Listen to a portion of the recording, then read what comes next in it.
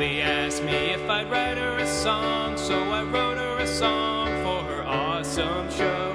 Her show is cool and it's lots of fun, so get your popcorn ready, everyone. Who will she interview on her show today? The Jonas Brothers or Nick Lachey? It's the Awesome Ashley Show. The Awesome Ashley Show. The Awesome Ashley Show. Hi, welcome to the Awesome Ashley Show. Today I have a very special guest. I've been keeping it a secret, but I guess the secret's out of the bag now. He's on again. SPOSE, thank you for coming. Ashley, thanks for having me on the Awesome Ashley Show. Stoked to be back. So tell people a little bit about how you became a rapper, because not everyone knows about SPOSE. Yeah, no, for sure. That's actually something I think about a lot, is that the population of the world is pretty huge, and even of all the people who've heard of me, that's still a tiny, tiny percentage of the world's population, so I got a lot more work to do. Yeah. But the way I became a rapper was I just always wanted to do music. You know, I was like 10 years old, and I got a guitar for Christmas from my dad, and because I went over to my dad's on the weekends, and so I'd get to go over there and play his guitars, so I'd been playing them for years, trying to learn, and then finally he got me my own, and I was in a band called Fight Shirt, like the shirt you wear in a fight. Yeah. And I got kicked out of the band when I was like 14, and then I just started, I was always into computers, and so I knew on my computer I could record music, so I started making any type of music I could, and eventually, you know, I got really into the Beastie Boys and, you know, Eminem. And How did your awesome song become famous? Because that's what got you started in the whole... yeah, I mean, but even by that song, you know, which came out in 2000. Or was there more songs I don't know about? Well, yeah, I mean, that song was the first time a lot of people heard of me, but because that's the first song that people first heard outside of like Yeah. the people who knew me, basically, you know, or like, you know, I had one album before that kind of had started to generate some, actually is how I met our friend Mark Curto, was my first album before I'm Awesome. But you know, even before I'm Awesome in high school, I'd put out 3 albums of like songs with my friends, and then I put out a rock album, and I'd made like an instrumental techno album when I was like 12. It was like, I just was always making music, you know, and so it just so happened that like my 140th song, I'm Awesome, became a hit at the radio thanks to Mark Curto, who He's awesome. He's awesome. He really is. No He double likes pun Celtics intended. too. Go Celtics, yeah. Mark and I are in like a Celtic group chat on like Facebook where we just are like, oh my God. Well, this year it's been all, oh my God, I love this team. But in previous years, it's like, oh, what are we going to do? How are we going to defend LeBron? And Yeah. But no, I love Mark Curto, love the Celtics. And Mark actually gave me was a big reason my song ever got popular, was because he was the first one to ever play it on the radio. And then awesome. dominoes started falling, and ended up signing a record deal, and that's why the song became kind of like a national thing rather than just a local thing. Now I can't keep saying it. Awesome. Awesome, yeah, awesome. And I also like your R song, like all ours. Yeah, that's it's like I can't keep up with it.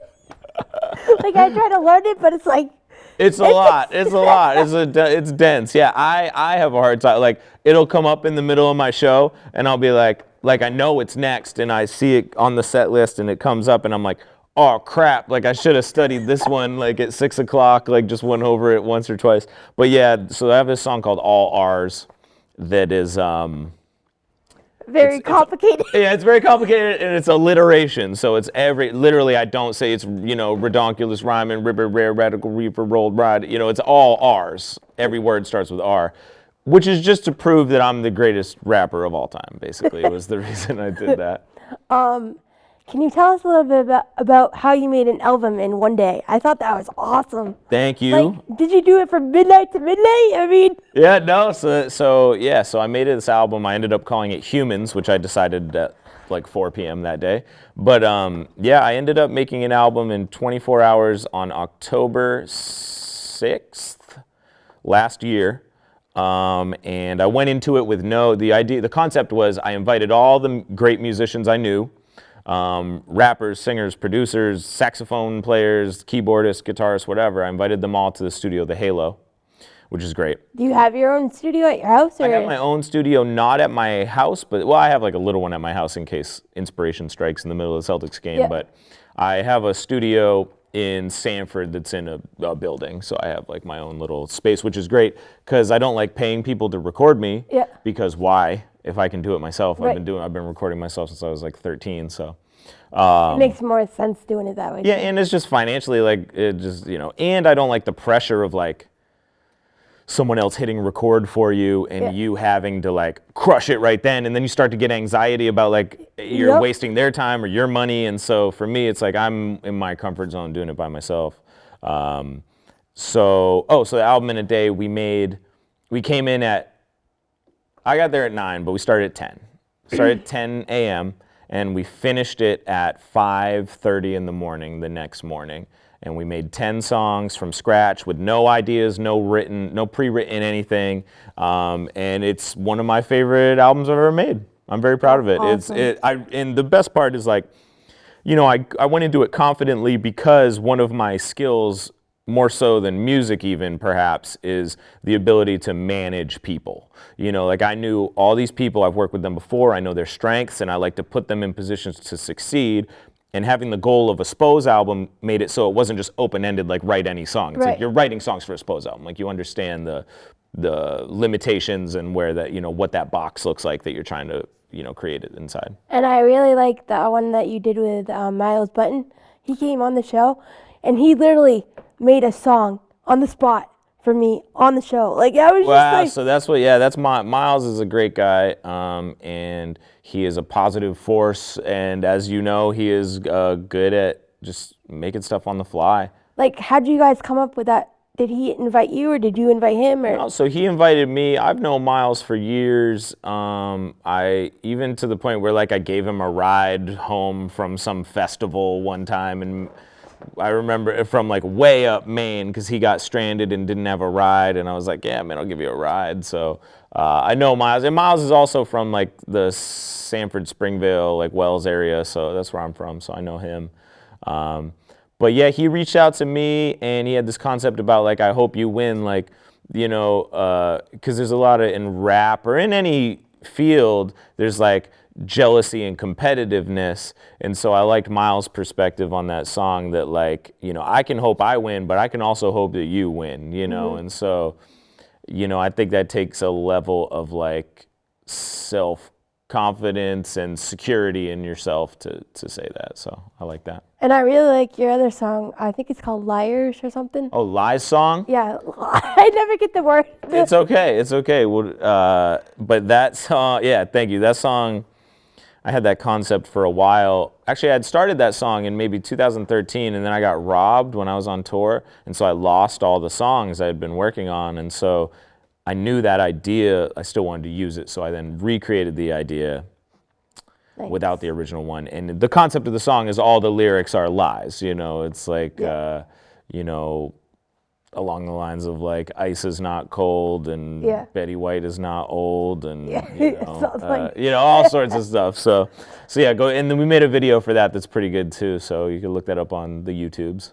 And then King of Maine, what did you have to go to different spots for that video? Yeah, so the King of Maine video, Jason. And Mark's in that one too, also. Mark Curto is in that one because that was actually a brief period where I was like working at CYY for a brief period there until I realized it wasn't worth my time or money, or the money wasn't enough for my time, is how I felt about it. It was like, and so Mark's in that video, but the King of Maine video, we went to all 16 counties in Maine, which if you've ever driven up to Washington County or, the county or Aroostook County, that's a long distance. Yeah. 1,600 miles is how far we had to travel to go to every county in Maine and get a dope shot. It wasn't like we could just go over. Although Washington County, we literally just like got over the border. It was like almost dark out, and we got pulled. Like a cop pulls up behind us right on the side of the road, and we're like up in Washington County. It's maybe like 8 p.m. in or maybe like 6:30 p.m. in January, so it's dark. And a cop pulls up behind us. I want to say we were in like Gould, Maine or something, and I thought he was you know, I thought he was like, telling us we couldn't film or like whatever. And he pulls up and he's like, hey, you guys need me to put my lights on so you can get the shot? And I was like, what? I was like, what world are we in right now? So shout out to Washington County where the cops are nice. And then another one is All You Need Is You. That one's pretty cool. Thank you. Yeah, that song. Is that one done in Portland or? Yeah, we filmed that video in Portland, and that video is one shot. The camera never cuts away, so we did the whole video through like 5 times, and it involved it's another example of me managing a large group of people. Yep. Obviously, there was other people there to help. Actually, there was this girl, Andrea, who her whole job was to be like, as the camera's moving, to be like, all right, you guys over here, and like direct people around. But yeah, that was a wild one, and that's something that's really that I'm passionate about as an entrepreneur and as like an independent artist, is that like you don't need to wait for anybody. Nobody's ever going to care about you as much as you care about you. Yeah. And it's like, no, if you can go do it instead of waiting for somebody. If you're waiting for somebody else, it's really just an excuse. It's like, go do it yourself. You're all you need, especially in the era where we've all got the internet. You've all got, you're running your own TV show. Yeah. It's like anything's possible. And so that song is pretty important to me. How is your tour in the UK? Oh man. So instantly as you ask me that, my thought instantly goes to how it wore me down. It because I drove. Yeah. I decided, I was like, oh, I'll just drive, because I didn't know what you do when you tour the UK. I'd never been to England before. So I was like, oh, I'll just get a rental car and I'll drive. Is there like all different languages there? Well, it kind of, but it's English, but it's different English. It's like, I remember I ordered Starbucks and they were like, China takeaway cup. And I was like, what? They were like, China takeaway cup. And I was like, takeaway cup, I think, but it's like, but that's how they say, like, are you having it for here or to go, is like China as in like a cup, Anyways, so I didn't understand exactly how terrifying driving in the UK was going to be, because I landed at Heathrow Airport. I got my Volkswagen Passat, which was a whole process. Got my Volkswagen Passat station wagon to drive around the UK. And then instantly I'm driving on the left side of the road, on the right side of the car, the total opposite of America, driving into... Oh, so it's total opposite? Total opposite, driving into the busiest city in Europe on a Saturday morning. I got in a car accident within 45 minutes, and the whole rest of the trip and I got no sleep, and then we went to a soccer game, and the whole time I'm just trying to catch up on sleep, and by the time we got home back to Maine, I was sick. Like, I just ran myself down, because we drove up to Scotland and back, and I'm driving the whole time, but the whole time I'm stressed. It's not like driving. You're like, you don't know where you're going. Well, and I'm afraid I'm going to hit people. My spatial awareness was just so off, because I've been trained for the past 12 years to drive on the left side of the car, right side of the road, and now my brain just...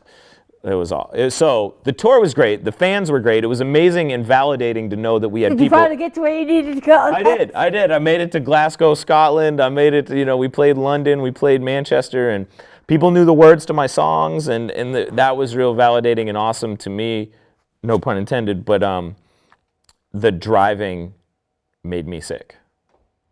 So that's my summary of my tour in the UK.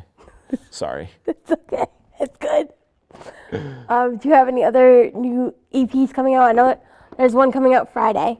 Yeah, so Friday I'm putting out an EP called the Going Home EP.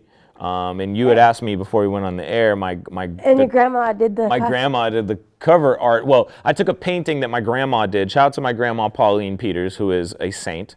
And she did a few like landscape paintings when I was younger, and I just remember being so impressed with them, and I came up with this idea for an album cover where I'm stepping through, basically we did a photo shoot where I'm stepping through, like we cut a hole in the backdrop and I'm stepping through it. So then 3 days ago, photoshopped my grandma's painting over the gray backdrop. That's so cool. Oh, it's so pretty. Thank you. Yeah, she did so good, and I was so happy because she told me she was happy that I used it, and so I love my grandma, so I was happy for that. And so the EP comes out tomorrow, and I basically, you know, in 2018, I don't know what the right thing to do is, to be honest. Like, there's no manual out there that's like, this is what you do as a musician to succeed this year. And so I really feel like people's attention spans are decreasing substantially. You know, it's like... and the technology in this 2018 is crazy. It's crazy. And so what do you do? How do you adapt and how do you keep up? And you got Snapchat, you got Facebook, you got Instagram. I mean, you literally could be halfway through listening to my song or like 20 seconds in and you get some alert that's like, da-da-da, you got this comment or this likes or the breaking news, and you press on that and now you never hear the rest of my song. Yeah, exactly. Because I got one shot. It's like, you don't have like someone's not going to go back and like, oh, I want to check it the 9th time to see if I make it through it. So the EP is only 6 songs. And I think that's by me like calculated to say like, I don't know how much people's attention span is. So let me just give you 6 songs instead of 12. Yep. You know. Do you have any like new stuff coming out? Like yeah, so that's people haven't heard of yet. Yeah, so that EP is coming out, but that song "Going Home," which is the title of the EP, is actually on my album that I'm putting out later this year. And so the EP buys me more time to work on that. But I've got a couple tricks up my sleeve. I put out an app last year and I did the album.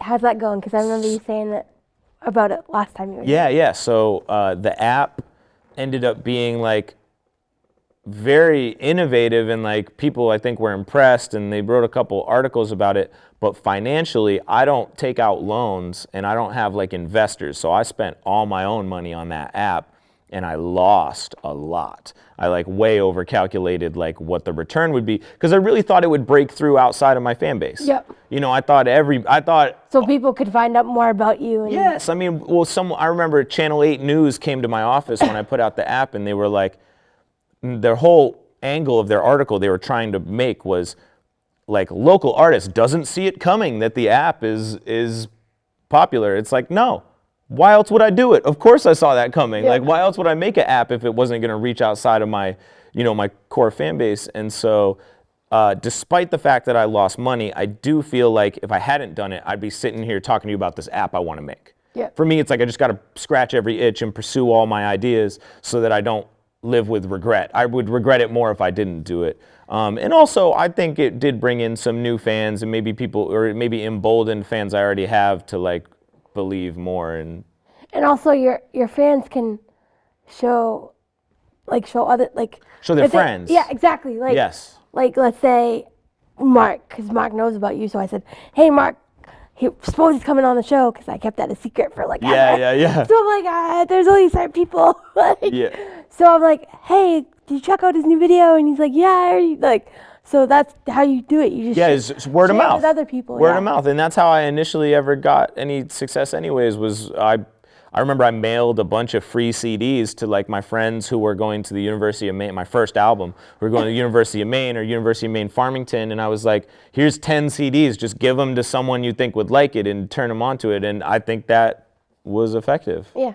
I think word of mouth is key. And I think with the how technology's changed so much either, because you got Spotify too. Yeah. Do you have any music on Spotify? Yeah, so all my music is on Spotify. Go get it. But yeah, Spotify has really become the dominant. Because not a lot of people use not a lot of. Well, I don't use iTunes anymore. Yeah. I used to in high school, but you use Spotify? Now I use Spotify and Pandora on my phone because it's just easy. You just like put on your phone and then click on Pandora and it's right there. Like, well, and I think that you're representative of just about everybody. I think that's where society is now as far as music listening, is they stream it, you know? Yeah. And so that said, I think it does allow you, if you can, the big thing that people seek out now is to be added to playlists on Spotify. Yeah. Because if you could be added to some big playlist that has X number of subscribers, this is all new people who are discovering you as an artist. And, oh, you like this song? Cool. You could just click on the person's name and there now you're a fan. Yeah. You know, and so, yeah, I think Spotify is crucial. I think all those things.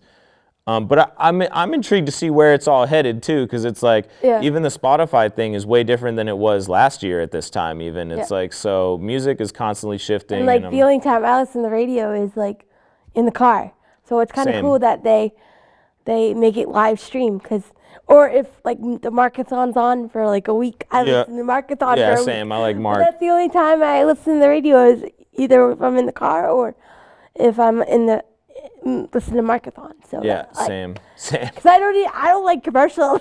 So Yeah, I don't like commercial, and they're giving you the same like 8 songs, you know, and also like that's like picked and chosen by the powers that be. You know, Yeah. what songs will we force the people to hear Yeah. this month, you know, to sell this artist or whatever. And so with Spotify, it really puts the power in the hands of the, you know, Spotify, YouTube, all that stuff, Yeah. puts the power in the hands of the consumer. And I also think Pandora does too. I think Pandora's great. Pandora pays the best out of all, like to the artists, Yeah.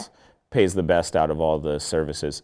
Tidal, the other streaming service, which I think Jay-Z owns, pays significantly more than Spotify. Oh, I never but heard of that not, one yet. Yeah, well, it's $10 a month to like get in the door, kind of. Yeah. So it's like a lot of people don't have it, but it's so they don't have as many listeners as Spotify, but they pay the artists like 5 times as much as Spotify. So go stream my stuff on Tidal, please. Somebody. And you can also go on YouTube and stuff Yeah. like that.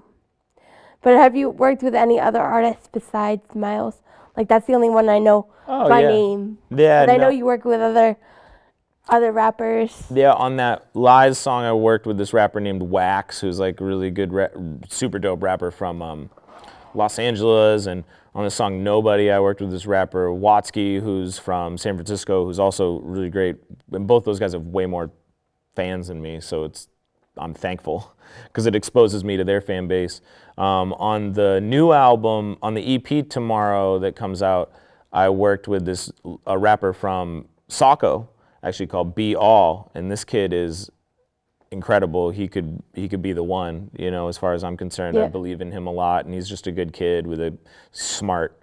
And I worked with this girl, Amy Allen, on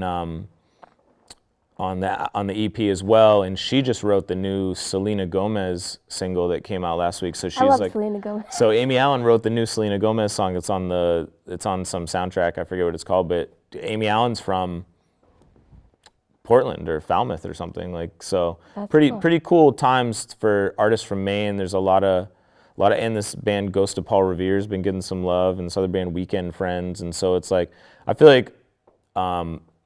Not that I want to take any credit, but like the past 10 years of Maine music has really got it to the point where now people are actually in a position to succeed on a national level from Maine. Yep. And they never really had before because they'd been screwed so many times, me included.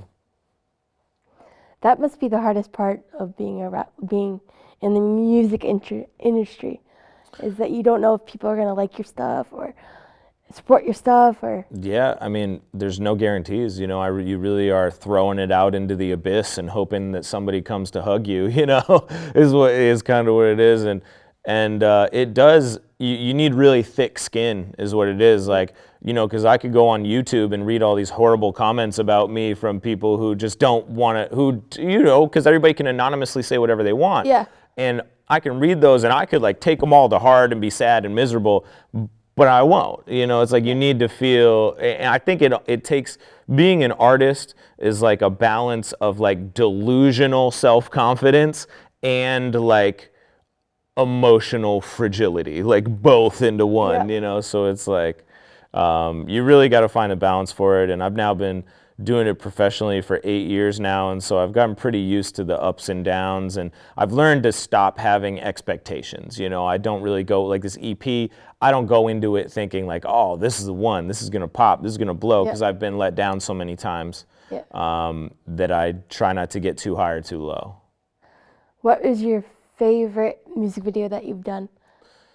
Man, that's a good question. I really love this video for this song called, it's very simple. It was like the shortest video we ever shot in a way, but there's a song called Bye Now.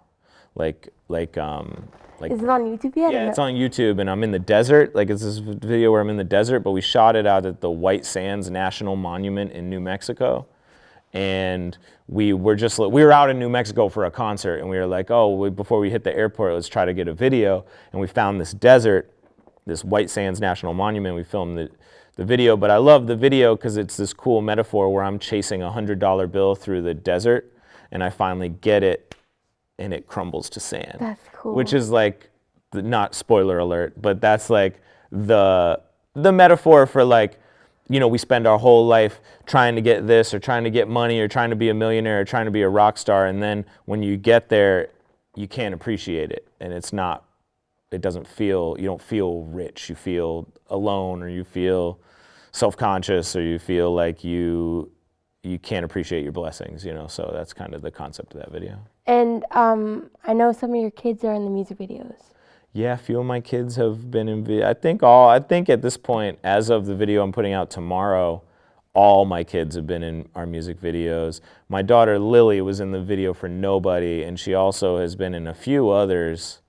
And I'm just so proud of her. She did she does dance, and they had like their recital the other night, and she got up in front at the beginning and did like a, you know, like this welcome to the show speech in front of like 400, cool. 500 people. And I was just telling her, I was like, I'm just so proud of her, because that's nerve-wracking, you know. That's scary, being in front of that many people, and a lot of people shut down, and she just like crushed it. And I was telling her it's like a head start on if she wants to pursue, you know, that type of stuff, because I never was ever up in front of a group of people like that until I was maybe like 13, you know. So she has like a big, because she's only 9, so she has like a big jump on me. Yeah.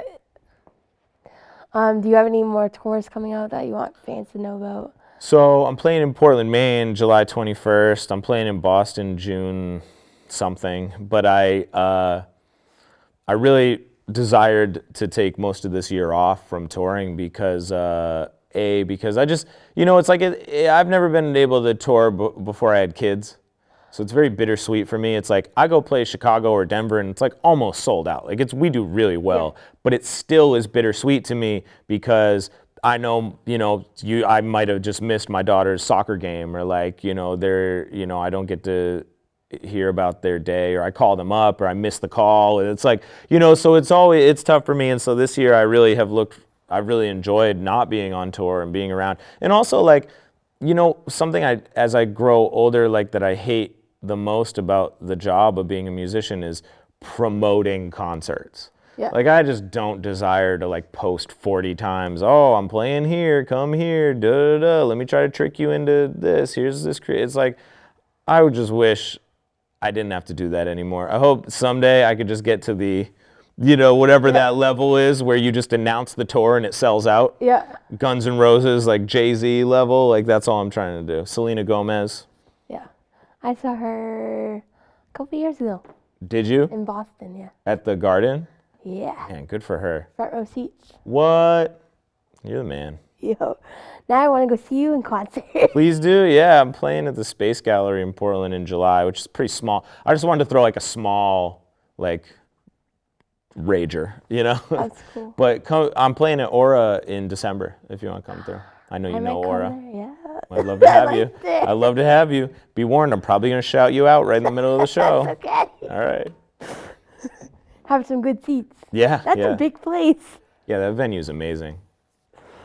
Yeah, Sarah Evans is coming June 30th, so I get to go see her. Nice. I'll be honest, I don't know Sarah Evans, and you mentioned her earlier, so I'm going to have to look her up. Yeah, she's a country singer. So I'm not really into country, but when I first I'm a little bit into country, like I know. Yeah. Like Rascal Flatts and stuff like that. Yeah, sure. But I really like her, and so. Have you heard Casey Musgraves? No. Because I'm not really into country either, but I really liked her album. I think it's called Golden Hour. I have to look her up now. Yeah, look her up. Work to do. I just always ask Alexa. I'm like, Alexa, play this, you know. And so she's been playing. I've been listening to that Casey Musgraves album like 3 or 4 times. But I also don't really like country. How are the Celtics doing? I mean, I know you and So good. you and Mark So are you and Mark are into Celtics. Yeah, me and Mark Curto, and shout out to everybody who stuck with the Celtics through this like transition period up until this point. Everybody's on the bandwagon now that we're crushing the Cavs, but you know, I haven't missed a Celtics game in, I don't know, 10 years. I've watched them all just about, unless I'm on tour and can't get the game. And so just so happy to see them persevere despite losing Kyrie Irving and Gordon Hayward, who are like our two best players, but they're on the bench, and somehow we're still crushing LeBron James and possibly going to win the NBA Finals this year. That'd Watch be out, awesome. Warriors. That'd be awesome. Is there anything else you want to add before? Just that I'm thankful you brought me on. I know you had a rough time after my last time coming on, so I hope I don't jinx you again. And I hope you persevere and are doing fantastic. I'm excited. You get to go to all your concerts and you're running your TV show, and I'm thankful you had me on. So thanks, Ashley. You're welcome. Thank you, everyone, for watching. I hope you enjoyed the show. See you soon. Bye.